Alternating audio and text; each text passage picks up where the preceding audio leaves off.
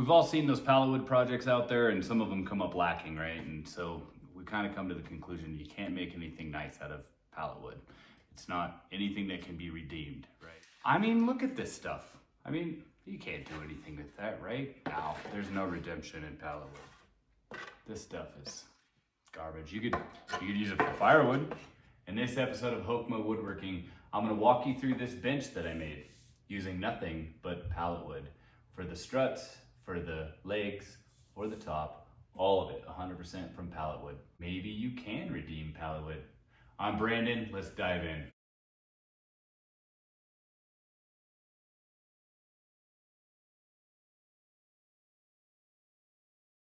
I am just starting out with building this channel, and with this video I wanted to show an example of what is possible with otherwise discarded lumber.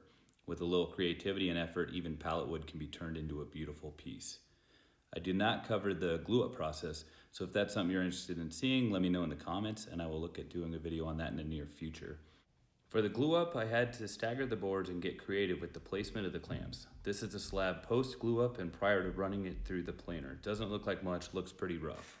Here you can see the boards that shifted during the glue up, leaving some dips on both sides. Using the planer, I found the middle point on both sides, providing this slab, which I then cut a square out of using the table saw. For the legs and the support pieces, I just simply glued a stack of boards that met my desired thickness, and using the table saw, I ripped 4 legs and 2 cross beams. Some planing, sanding, and pocket screws later, we have a bench ready for finishing. Thought I would shoot this quick video of the project that I'm currently working on. I've sprayed it once. I'm gonna be sanding it down with spraying it again with poly. So this is just a project I kind of came up with myself, designed it basically from some pallets of wood. I broke them all down, glued them all up. Yeah, I think it turned out pretty good. This side has not been sprayed. This just sanded down real well, and some CA glue as well to fill in some of those knots and cracks and such. But otherwise, yeah, so I'll be sanding this thing down, getting it nice and shined up, and then this will be basically a rest for one of my speakers in the house, and ultimately look at selling it, and if somebody buys it, great. If not, otherwise it'll just get to live in my house. So I think it's turning out pretty good. All right, guys, so I'm just gonna be hitting it with my palm sander here with 220 grit sandpaper, and getting that just a little roughed up for the next coat of poly.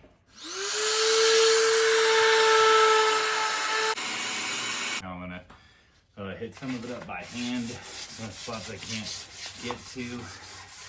Again, I'm not trying to take off a bunch of material here, just to rough it up so that next coat of poly will sit in there nice. Honestly, could have done the whole thing with just by hand, but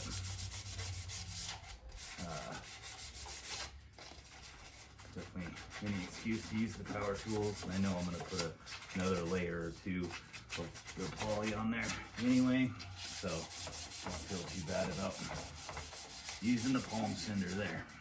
All right, so now I like to,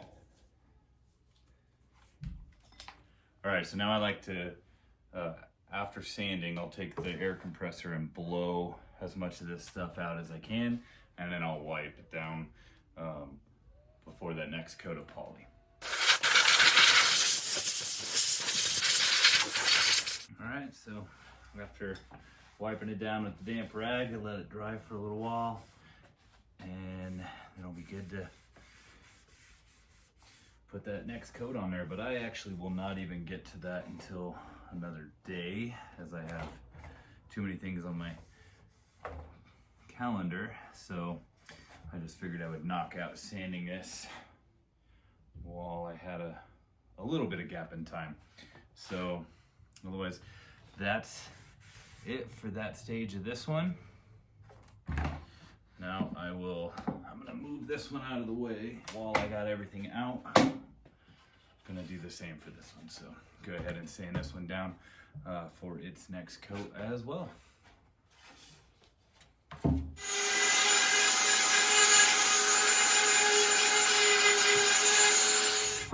Taking it down to hand on some of the spots that I can't get to.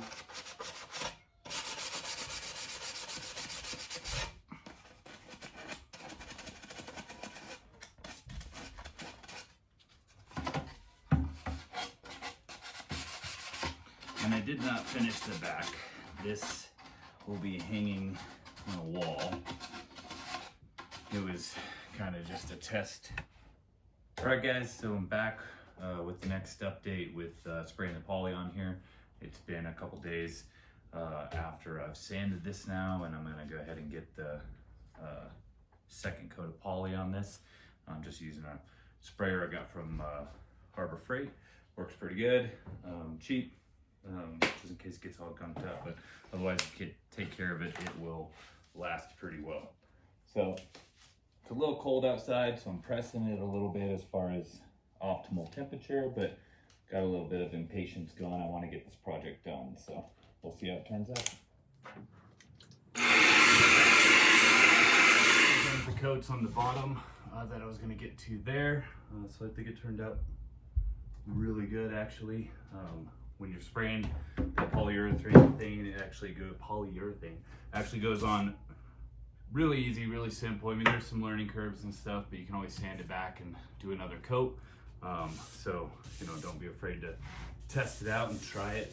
So I'm gonna go ahead and now spray the top. We'll see what that first coat looks like. Probably sand it back, go in for a second coat. And I believe that will probably be the only coat that I finish with. So we'll see how it turns out. Again, you can always sand it back if you don't like something. Spray it again. It'll fill in those little sanded spots and finishes real nice. All right guys, I just got a small can here of the polyurethane, just your off-the-shelf brand from Home Depot. It actually was cheaper when you do out the math by ounce in the smaller can than buying the bigger can, which is pretty funny. But every dollar counts on these hobbies, so gotta make sure you do some of that math. Just give it a good stir up.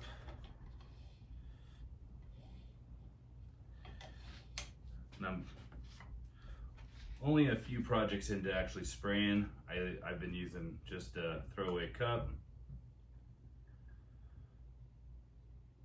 Mix up about a 80 to 20 with mineral spirits. Put it in the sprayer. I do a small little portion. This is a pretty small job. Ideally, you'd be spraying multiple items at a time.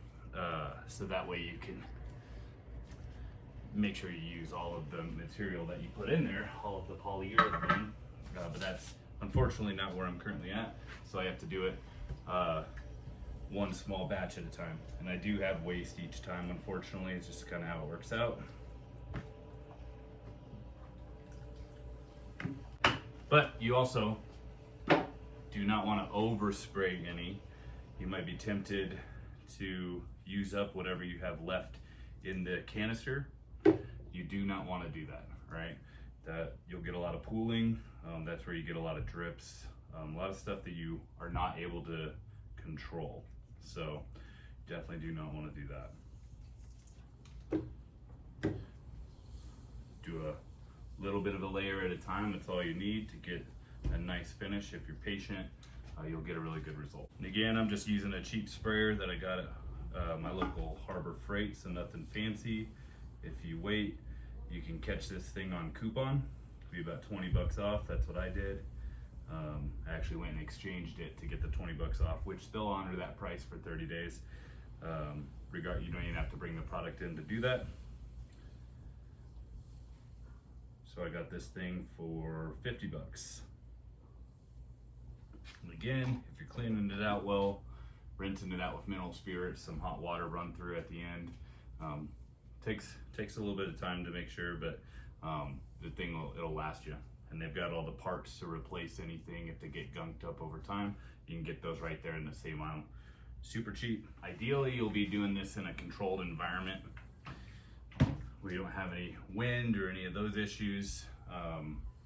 Ideally outside. I do have my garage open. You want it to be a very clean space that you're working in. No dust in the air, things like that. If you're spraying it outside though, you can get dirt kicked up or leaves or whatever else.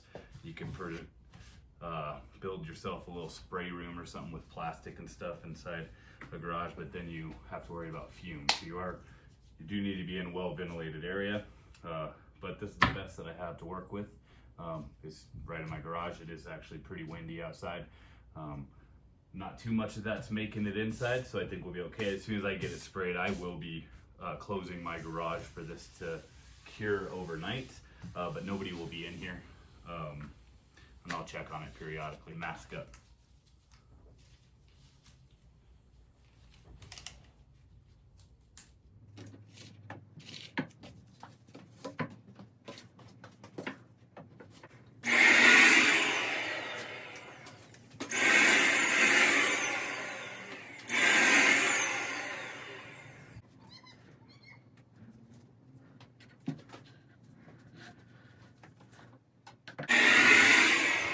First coat is on there.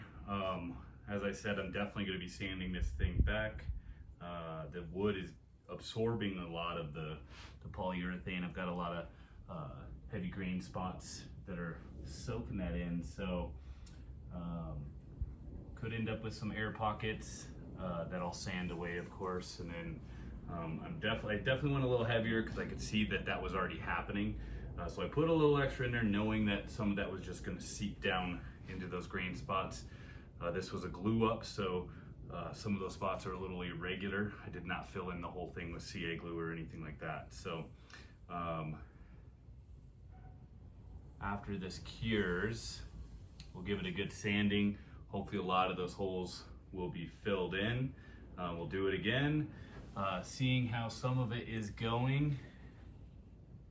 This could end up being a couple sandings and sprays, so this could end up being a few sandings to get the right finish that I want. With the bottom, that one went on super easy. I did have to do a few coats there on the bottom, but overall pretty happy with that. Definitely with the top, where it's gonna get the most use and the most look, I'm gonna attempt to get it as close to perfect as I want. My wife says I am too much of a perfectionist with some of it. She's been satisfied with the other piece the way it was, yet I kept wanting to take it further. So otherwise, yeah. Alright guys, so that coat has cured. It actually finished really nice. I do have some drips, not exactly drips, a little bit of some waves that you honestly can't see unless you're looking directly in the right light path. But for me, I want to make sure it's going to be finished really well. So I am going to sand it back down. Again, this is just after that first coat. I'm going to sand it back down. I'm going to do one more coat, and that honestly might be it. We'll see how these two grains right here soak up, because those did take a lot of it the previous time. Everything else filled in really nice. I'm going to do a light coating when I do go to spray again. I do plan to sand down here as well, as I have some streaks from where I was wiping. So I'm gonna do a light sanding there and spray that at the same time. Again, I'm gonna do a light coat of the spray, so that way I can not have any drips or anything like that. And if I gotta spray again, I'll spray again, but I'm gonna continue to do light coats from here on out for finishing this piece. And I think that's gonna be exactly where I want it to. What I got here, still just working on this temporary bench, but what I've got down is just an old yoga mat. I asked my wife to pick me up one from Goodwill if she found one, and sure enough, they're always there. She found me one. Good thing to keep around the house and the shop. When you're laying the projects down, you don't have to worry about anything chipping them up, scratching them up. It's a nice soft surface for those to sit on while you're working. Also, some traction to it, doesn't slide around. So yeah, yoga mat. Palm sander, 220 grit paper on there. I am going to do a light sanding on there. You can see my nice fancy attachment there. I just rigged that up with some tape. Haven't decided which attachment I want to get yet.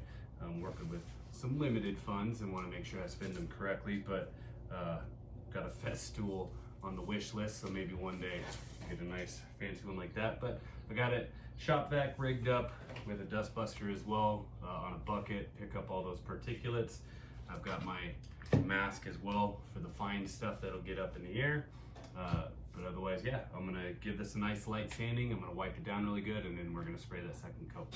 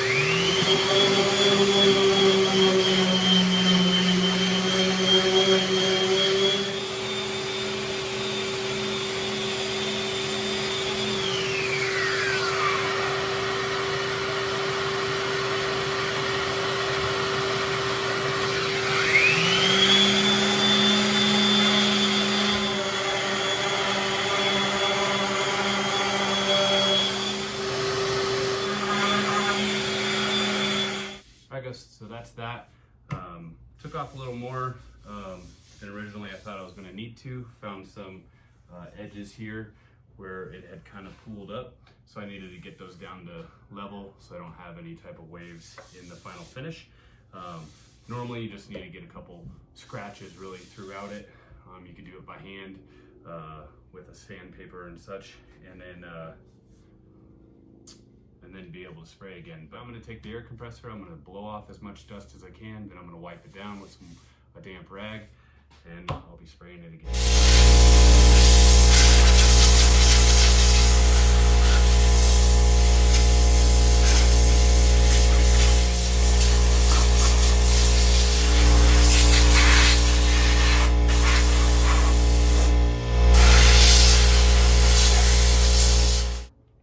All right, so I've blown that off, all of the dust, as much as I could get. The reason I do that before wiping it down with a damp rag is you're gonna get basically mud. Again, as I've mentioned before, I don't necessarily prefer the tack cloths. They can kind of leave a yellow.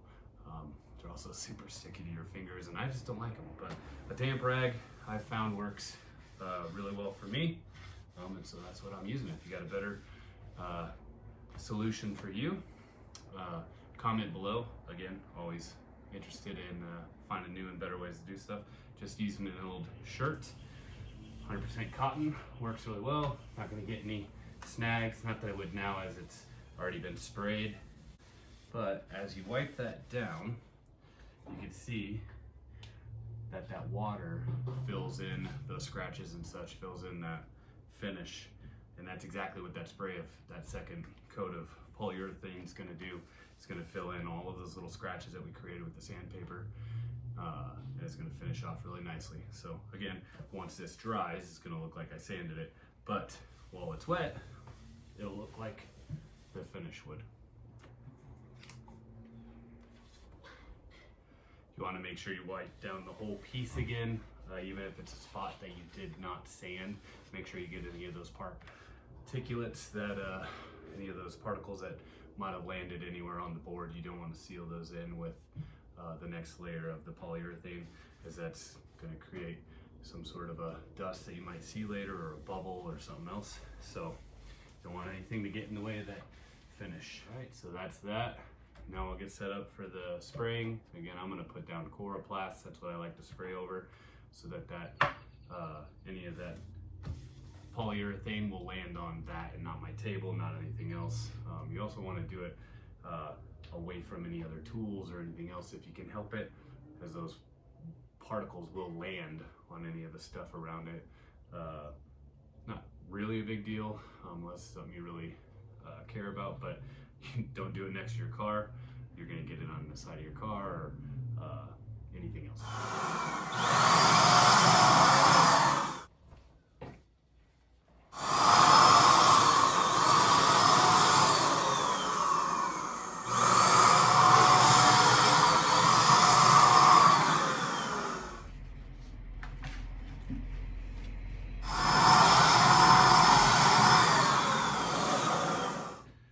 Alright guys, so there's the next coat. We'll see how it dries up and go from there.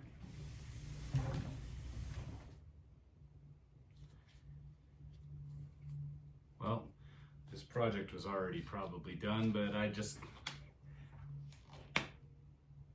kept being unsatisfied with the finished coat. So my wife says it's good each time, and I keep going, no, I think it could get better. So maybe I should just default to what she says. But ultimately, you can always recoat until you're happy.